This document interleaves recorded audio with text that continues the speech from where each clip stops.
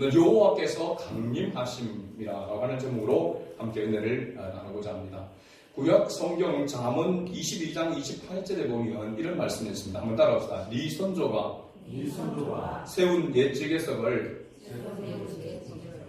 다시 합시다. 네 선조가 세운 옛 지계석을 옮기지 말지니라. 아멘. 네 선조가 세운 옛 지계석, 여기 지계석이라고 하는 것은 경계선을 말하고 있습니다. 그것을 옮기지 말라라고 그렇게 말씀하고 있는데요. 이것은 조상들이 세워준 땅, 그 경계선을 옮기지 말라는 그런 말씀입니다. 왜냐하면 땅은 하나님이 주셨기 때문입니다. 그리고 그 땅의 경계를 혼란하게 하게 되어지면 반드시 분쟁이 생기게 된다는 겁니다. 근데 사실은 이것은 땅을 차지하기 위한 것보다도 더 큰 의미가 거기에 담겨져 있는데, 그것은 자신에게 주어진, 자신에게 주신 그 영역 안에서 감사하게 살고 타인의 것을 탐내지 말라라고 하는 그런 의미도 담겨져 있습니다. 또한 조직에서든지 어떤 조직에서든지 내가 들어가기 전에 이미 만들어진 제도나 법규에 대하여서 거기에는 반드시 이유가 있음을 알아야 한다는 것이죠. 그러므로 법규나 제도를 함부로 뜯어고치려고 하지 말라는 그런 의미도 있습니다. 우리가 지혜라고 할 때 이 지혜는 예전에부터 내려오는 전통과 관습을 존중하고 최대한 배려하면서 나온다라고 그렇게 이야기합니다. 그래서 임의로 경계선을 옮기려 하거나 제도나 법규를 바꾸려고 하기보다는 왜 이런 제도가 있는지에 대해서 먼저 이해하는 그런 자세가 필요하다라고 이렇게 말하고 있습니다. 그래서 그런 근원에 대해서 이해하고 그 다음에 사람들과의 관계를 바르게 해서 신뢰를 쌓고 난 다음에 이런 부분에 대해서 이야기할 수 있어야 된다라고 하는 것입니다. 그러니까 선조가 세운 옛 지계석을 옮기지 말라라고 하는 이 말씀은 우리가 새로운 조직, 또 새로운 회사, 새로운 부서에서 우리가 일하게 되는 사람들이라면 마음에 담아 두어야 될 그런 말씀입니다. 제가 왜 이 말씀을 하겠냐면 오늘 본문 우리가 말씀 가운데 보면 경계라고 하는 단어가 나오는 것을 봅니다. 23절과 24절 말씀에도 보면은 경계라고 하는 단어죠. 23절을 보면은 셋째 줄에 경계를 세워 산을 거룩하게 하라라고 이렇게 말하고 있습니다. 24절에도 셋째 줄에 보면 제사장과 백성에게는 경계를 넘어 나 여호와께로 올라오지 못하게 하라라고 이렇게 이야기하고 있죠. 하나님께서 경계를 요즘 같은 라인을 쳐서 거기에 넘어오지 못하도록 하는 그러한 모습을 이렇게 봅니다. 이 말씀은 사실은 우리가 읽지 않았지만은 12절 말씀, 19장 12절 말씀을 우리 같이 한번 읽어보겠습니다. 19장 12절 말씀 같이 읽어봅니다. 너는 백성을 위하여 주위의 경계를 정하고 이르기를 너희는 산과 산에 오르거나 그 경계를 침범하지 말지니 산을 침범하는 자는 반드시 죽임을 당할 것이다. 아멘. 여기 경계에 대하여서 여호와께서 말씀하시는 그 이유는 여호와께서 이스라엘 백성들 앞에 강림하는 그런 사건 때문에 그렇습니다. 하나님께서 지금까지 모세에게만 말씀을 했잖아요. 그죠? 그래서 모세를 통해서 말씀을 이스라엘 백성들이 듣게 했습니다. 그런데 모세의 말을 잘 믿지 않는 겁니다. 온전히 신뢰하지 못하는 겁니다. 그래서 하나님께서 이스라엘 백성들 목전에서 이스라엘 백성들이 보는 앞에서 하나님께서 여호와께서 그곳에 임하셔서 백성들로 하여금 하나님이 임재하시고 그리고 이 말씀을 통하여서 그 강림을 통하여서 이스라엘 자손들로 하여금 모세를 통하여 들려지는 하나님의 말씀을 믿도록 하기 위한 그러한 사건이 바로 이 여호와께서 강림하는 사건입니다. 10절과 11절 말씀을 우리가 다시 한번 앞으로 넘겨서 한번 볼까요? 10절과 11절 말씀. 여호와께서 모세에게 이르시되 너는 백성에게로 가서 오늘과 내일 그들을 성결하게 하며 그들에게 옷을 빨게 하고 준비하게 하여 셋째 날을 기다리게 하라. 이는 셋째 날에 나 여호와가 온 백성의 목전에서 시내산에 강림할 것임이니. 아멘. 여호와께서 모세에게만 말씀하셨는데 이제는 이스라엘 백성들, 온 이스라엘 백성들의 목전에서 여호와께서 강림하실 것이다. 그렇기 때문에 그 강림하는 자리에, 그 자리가, 장소가 어디라고 성경이 말하고 있습니까? 시내산이죠, 시내산. 그죠? 그 시내산의 꼭대기에, 윗부분에 여호와께서 강림, 거기에 함께 하시겠다, 임재하시겠다라고 그렇게 말하고 있습니다. 그럴 때에 이스라엘 백성들이 먼 곳에 있었지만 여호와의 그 강림하심, 여호와께서 그곳에 함께 하시고 임재하시는 그 모습을 백성들로 보게 하기 위함입니다.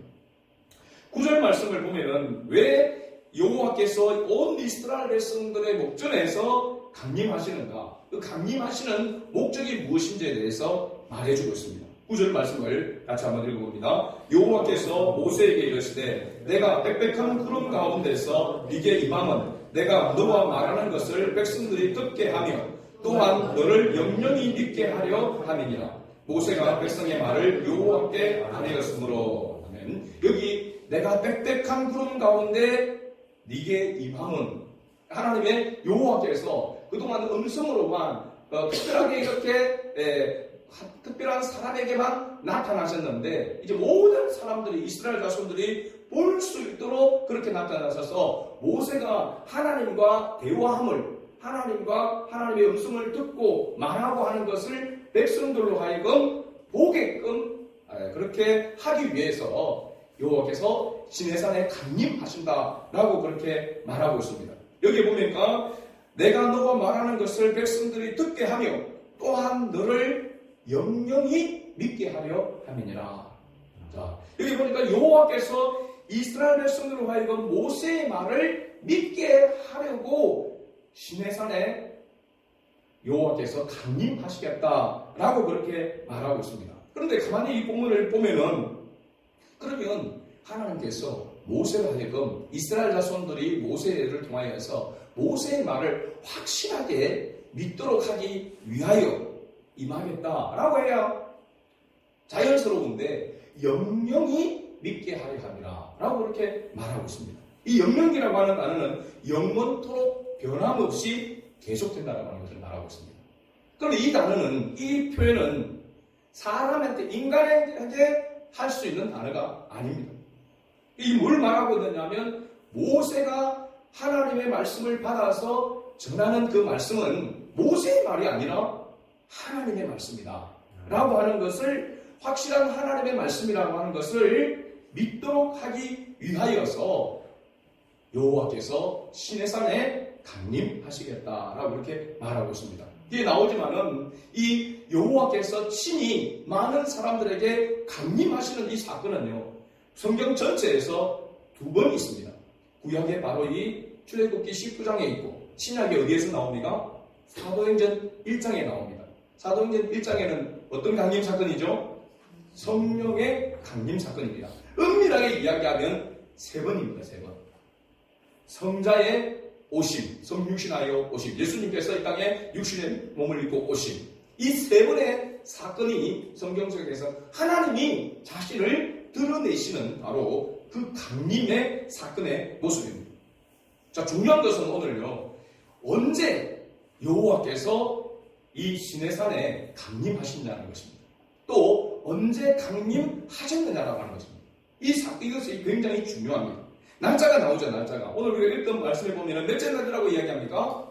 셋째 날이라고 이야기합니다. 그러면 이스라엘 백성들이 애굽에서 출애굽한 지 며칠째가 되는 날일까요?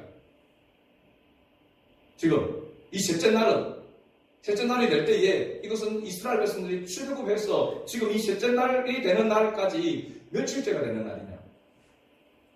출애굽기 19장 1절의 말씀 보면은 이스라엘 자손들이 애굽 땅을 떠난 지 몇 개월 되던 날?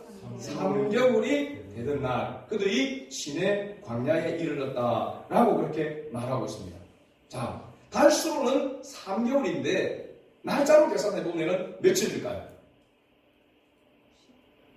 어떻게 알겠습니까? 45일입니다. 45일. 정확하게. 45일. 3개월 되던 날라고 이렇게 되어 있는데 이 70인역이나 이 번역에 대해서 조금 더 정확하게 표현해 놓은 성경이 뭐냐면 세번역 성경이 있습니다. 여러분들 가서 한번 찾아보시면 세번역 성경의 출애굽기 19장 1절을 보면 이렇게 번역되어 있습니다. 이스라엘 자손이 이집트에서 나온 뒤 셋째 달 초하룻날 바로 그날 그들은 시내 광야에 이르렀다 라고 이렇게 번역이 되어 있습니다. 그러니까 3월 며칠이라는 말입니까? 1일이라고 하는 것이죠. 이스라엘 이 당시에 달력으로 이렇게 보게 되면 이스라엘 자손들이 며칠 날 애굽에서 나왔을까요? 출애굽이 시작되었습니까? 1월 15일입니다. 왜? 1월 14일이 무슨 날이었습니까? 6월절이었습니다. 6월절을 지키고 6월절 다음날 나왔습니다. 그러니까 1월 15일 날 출발을 한 것입니다. 그리고 3월 1일이 되었으니까 정확하게 계산하면 며칠 날 되는 거죠? 45일째가 되는 것입니다. 거기에다가 지금 몇 날이 더 지났습니까? 셋째 날 3일이 더 지났으니까 이 날은 정확하게 48일째가 되는 것입니다. 이스라엘 백성들이 출애굽한 지 48일째가 되는 것이죠. 자, 거기에다가 오늘 본문 우리가 말씀해 보면은 20절과 21절 그리고 23절과 24절을 우리가 자세히 보게 되어지면 이틀이 더 소요되어집니다. 이틀은 뭐냐면 이스라엘 백성들이 시내산 기슭에 머물고 있을 때에 여호와께서 모세를 불러오르고 모세와 아론을 불러오릅니다. 시내산 꼭대기 쪽으로. 그죠? 그러면은 여기에 시내산 꼭대기에 올라갔다가 내려오는데 얼마나 소요되느냐? 하루가 걸리는 겁니다. 두 번을 올라갔다가 내려오게 됩니다. 그럼 이틀이 소요되는 것이죠. 그러면 이 여호와께서 시내산에 강림하시는 이 날이 이스라엘 백성들이 출애굽한 지 며칠째가 되는 날이겠습니까? 50일째입니다. 정확히. 그러면 50일이라고 하면 여러분 머릿속에 떠오르는 게 있죠? 무슨 절기입니까? 오순절이죠. 오순절.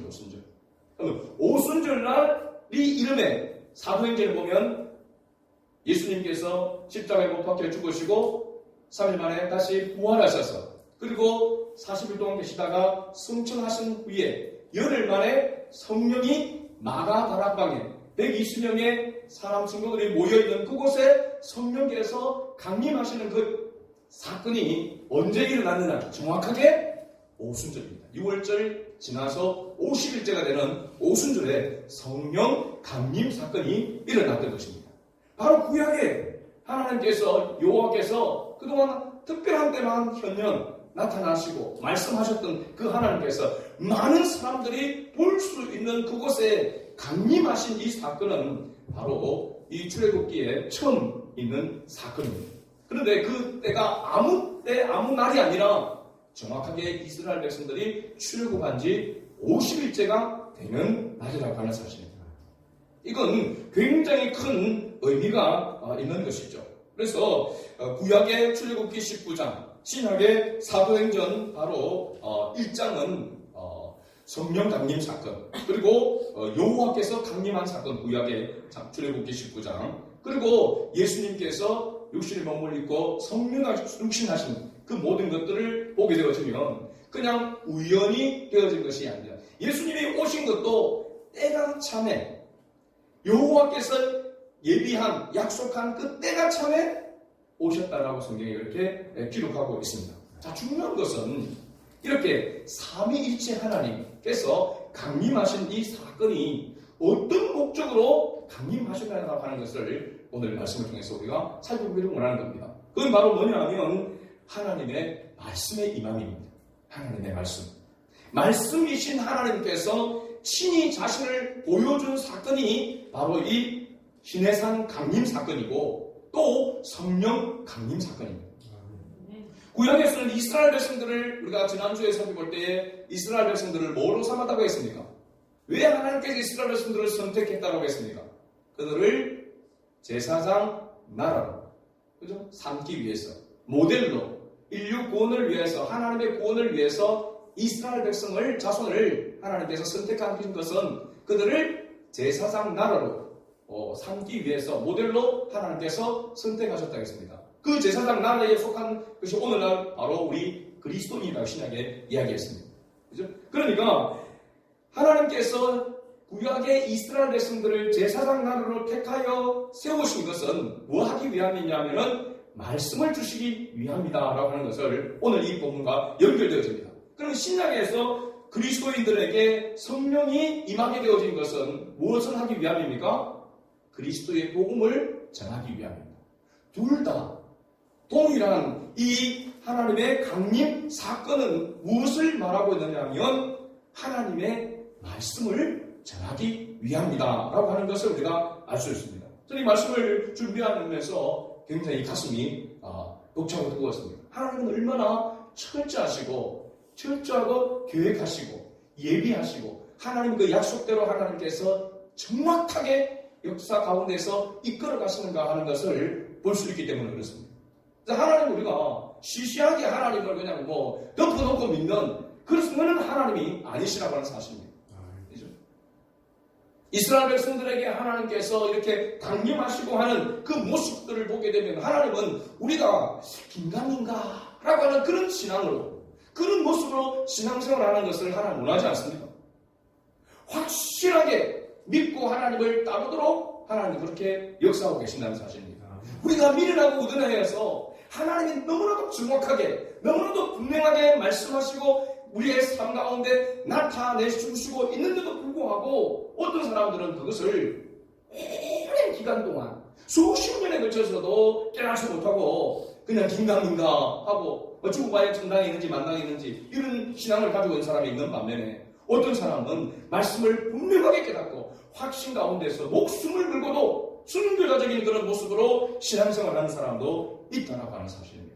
여러분 어느 편이 되기를 원합니까? 평생 동안 긴가민가 오늘도 교회 가야 되나? 내가 왜 교회를 가야 되지? 이런 신앙을 가지고 신앙생활하기 원하십니까?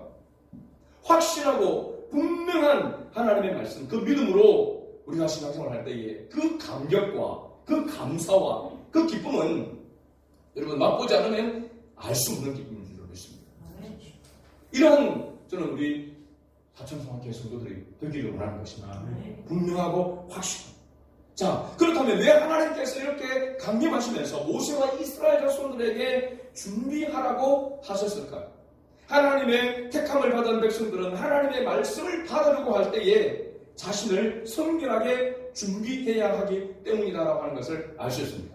20장에 10계명을 지금 받았습니다. 지금 50일째 시내산에서 여호와께서 강림해서 그들에게 모세를 통하여 뭘 주신 것입니까? 10계명을 주신 거잖아요. 율법을 주신 것이잖아요. 말씀을 주신 것이거든요.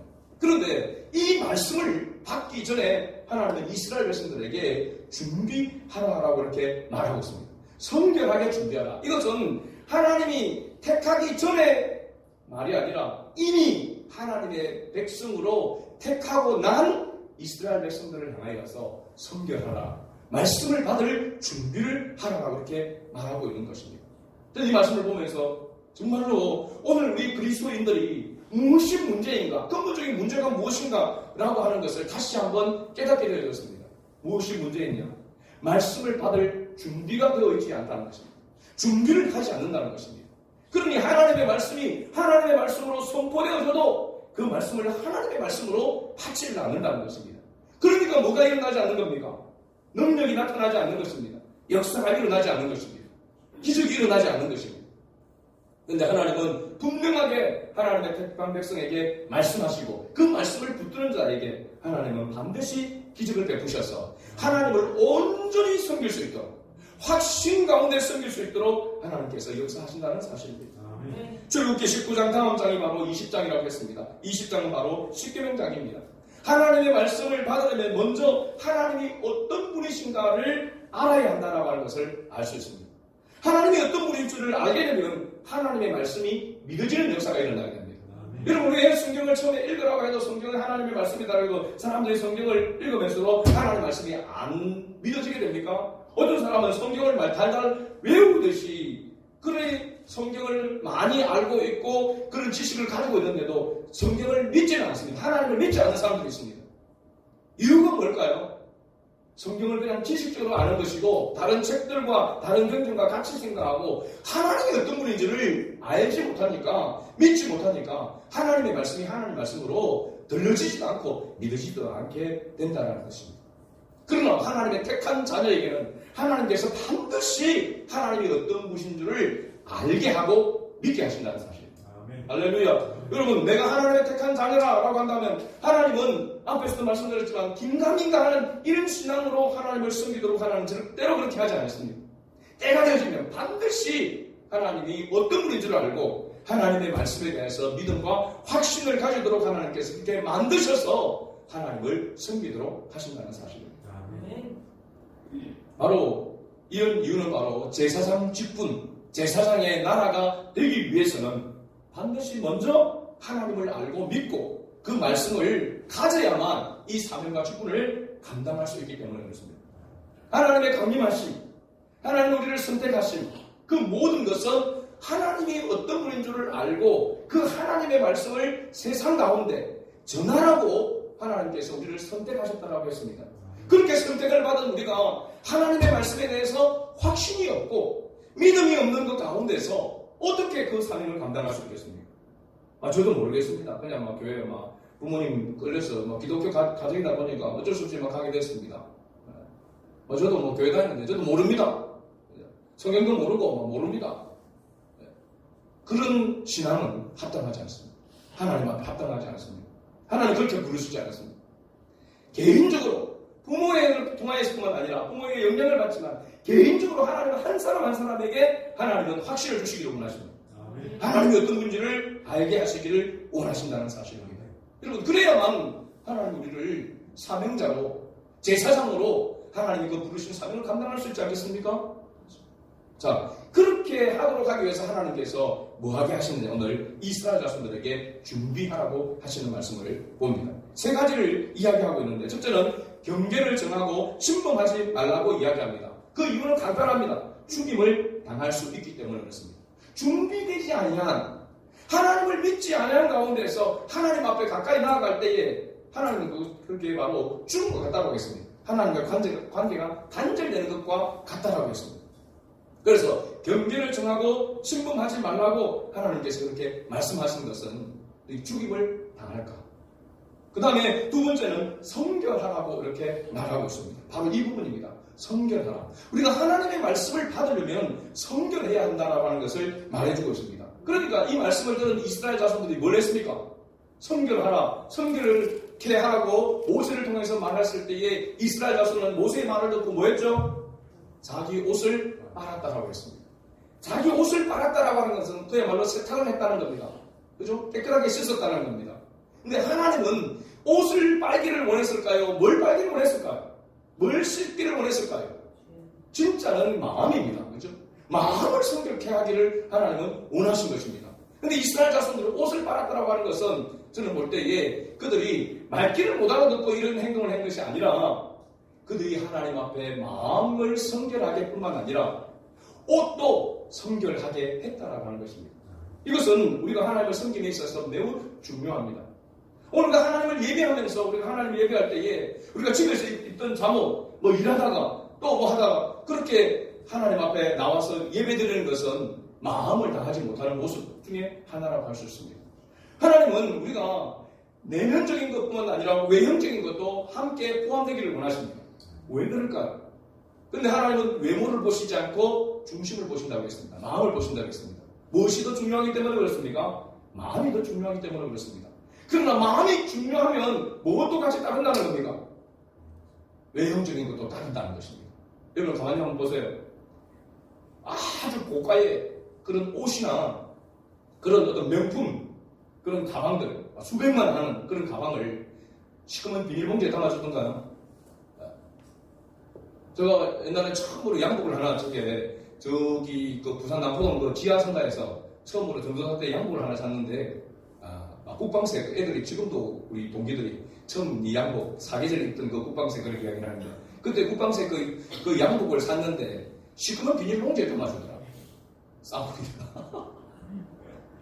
그런데 백화점 같은 데 가보면요 옷을 이렇게 고급 옷을 사게 되어지면 그 포장지나 담아주는 것도 그냥 시작이 몇천 원짜리가 아닙니다. 몇백만 원짜리는 떼들어요. 그 담는 케이스만 몇만 원 하는 짜리입니다. 왜 그렇습니까? 그 가치가 있기 때문에 그런 거죠. 그죠? 그 마찬가지입니다. 우리가 천하보다 귀한 하나님을 우리가 마음에 담고 그 하나님을 예배함에 있어서 우리가 그냥 왜냐 아무런 준비 없이 그렇게 하나님 앞에 나가서 말씀을 받는다? 절대로 은혜를 받을 수가 없습니다. 하나님 앞에 온 마음을 다하고 정성을 다하는 것은 그 마음 중심에 하나님을 향한 믿음이 있어야 될 뿐만 아니라 그 믿음이 우리의 모습 속으로 나와야 하는 것입니다. 주일날 제일 좋은 비싼 옷을 입으라는 것이 아니라 깨끗하고 단정한 것. 그죠? 그렇게 있어서 옷을 입는 것도 덕이 되어야 됩니다. 사람들. 이상한 옷을 입고 오고 그죠? 야식기가 넣는 옷을 입고 오거나 이런 것 하면은 안 됩니다. 하나님 앞에 마음을 다하고 뜻을 다해서 하나님 앞에 들을 때에 우리의 외모도 중요하다. 무엇 때문에? 우리의 중심이 그만큼 중요하기 때문에. 그래서 성결하라고 할 때에 그들이 옷을 빨았다라고 하는 것은 그 옷을 빠는 것 심정으로 마음을 깨끗게 해서 말씀을 받을 준비를 했다라고 하는 것입니다. 세 번째, 여호와 하나님을 인간의 범주 안에서 같은 수준으로 생각하지 말라라고 하는 것입니다. 이게 제일 중요한 그런 부분이라고 할 수 있습니다. 매우 중요합니다. 우리가 하나님을 말씀을 대할 때에 인간의 생각과 범주 안에서 보면 그것은 바로 피조물이 창조주를 판단하는 그런 오만과 교만이 생기게 되어집니다. 하나님의 말씀을 읽을 때에 하나님이 어떤 분인지를 알게 되어지면 하나님의 말씀을 함부로 그렇게 대할 수 없습니다. 그래서 옛날에 서기관들이 성경을 필사할 때에 하나님이라고 하는 단어가 나오면 어떻게 되고 있습니까? 붓을 새 붓으로 바꾸고 옷을 다시 갈아입고 하기 위해서 하나님의 이름을 적었다라고 했습니다. 필사하는 그 일에도. 근데 우리가 하나님의 말씀을 대할 때에 하나님이 어떤 분인지를 알지 못하고 쉽게 내가 생각하고 내가 아는 상식의 범주 안에서 하나님의 말씀을 받고 거기에 맞지 않으면 하나님의 말씀을 받지 않냐면 이것은 오늘 하나님께서 경계를 정하고 그 경계를 침범하지 말라고 하는 이 말씀 속에 담겨져 있는 내용입니다. 사랑하는 성도 여러분, 하나님의 말씀을 우리가 대할 때에 나의 인간의 생각과 능력으로는 이해할 수 없고 받아들일 수 없는 그런 부분이 있지만 전지전능하신 하나님이시기에 그 말씀에 나는 겸손한 믿음과 자세로 순종하겠다라고 하는 이런 자세가 우리가 말씀을 대하는 자세가 되어야 될 줄을 믿습니다. 결론을 믿습니다. 시내산에 강림하신 여호와, 오순절 마가다락방에 강림하신 성령님, 그리고 신이 사람의 몸을 입고 성육신하신 예수님, 삼위일체 하나님은 곧 말씀이 있었습니다. 오늘 우리는 이 말씀이신 하나님을 어떻게 받을 것인지, 어떻게 이 말씀을 대할 것인지, 오늘 이스라엘 자손에게 준비하라고 하는 이 말씀을 마음에 우리가 새기고, 우리도 매 주마다 또 집에서도 말씀을 묵상할 때마다 이런 경건한 마음과 믿음으로 하나님의 말씀을 대하고 그 말씀이 나에게 맞든지 맞지 않든지 그 말씀이 하나님의 말씀이라면 순종할 수 있는 이런 겸손한 믿음과 태도를 가지고 나아갈 때에 하나님은 반드시 우리에게 확신을 가지고 주님을 섬기게 하실 것이고 제사장이 되고 제사장 나라가 되는 그러한 일에 쓰임받는 도구로 사용하실 줄로 믿습니다. 이런 은혜가 우리 모두에게 있기를 주의 이름으로 축복합니다. 아멘.